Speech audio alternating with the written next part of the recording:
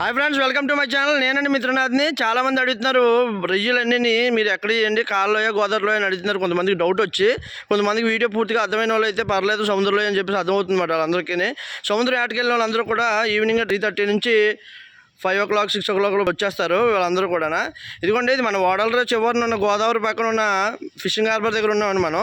ఇక్కడ నుంచి ఇది రూట్ మాట. ఇదిగోండి, ఇక్కడ మీకు ఓడలరేవు వచ్చిన వెంటనే ఫిషింగ్ హార్బర్ రూట్ అంటే ఎవరైనా చెప్తారు. ఇక్కడ డీజిల్ బంక్ ఒకటి ఉంటుంది, బోట్ల గురించి కట్టించింది. ఇక్కడ 2 కంపెనీలు ఉంటాయండి. ఇక్కడ రొయ్యలు అయ్యి చేపలు కానీ అవి కొనుక్కొని ఉంచుతారు స్టోరేజ్ చేసి ఎవరైనా వచ్చిన వాళ్ళకి అమ్మడానికి.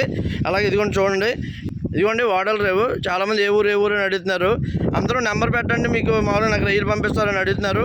అందరికీ పంపిస్తానంటే అవ్వదు, నాకు కొంచెం ఒక్కోసారి అందుబాటులో ఉంటుంది నేను.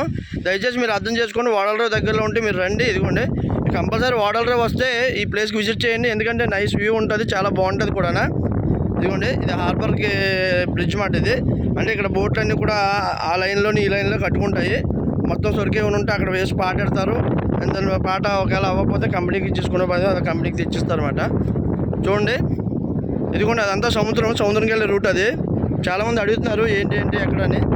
మీరు ఓడలరేవు వచ్చినప్పుడు ఎంట్రన్స్ అయిన వెంటనే రైట్ సైడ్ వెళ్తే ఓడలరేవు మన రేవుకి జెట్టీకి వస్తారు. లెఫ్ట్ సైడ్ వెళ్తే బీచ్కి వెళ్తారు. మీకు ఆ వీడియో నెక్స్ట్ వీడియోలో చూపిస్తాను అదంతా. ఇదిగోండి, చాలా అంటే చాలా బాగుంది క్లైమేట్. ఇప్పుడు బోట్ అన్ని కట్టేసి వెళ్ళిపోయారు అన్నమాట అందరూ ఇంట్లోకి. ఓ వీడియో నచ్చినట్టయితే లైక్ కొట్టి సబ్స్క్రైబ్ చేసుకుని షేర్ చేసుకోమా. ఉంటాను మరి.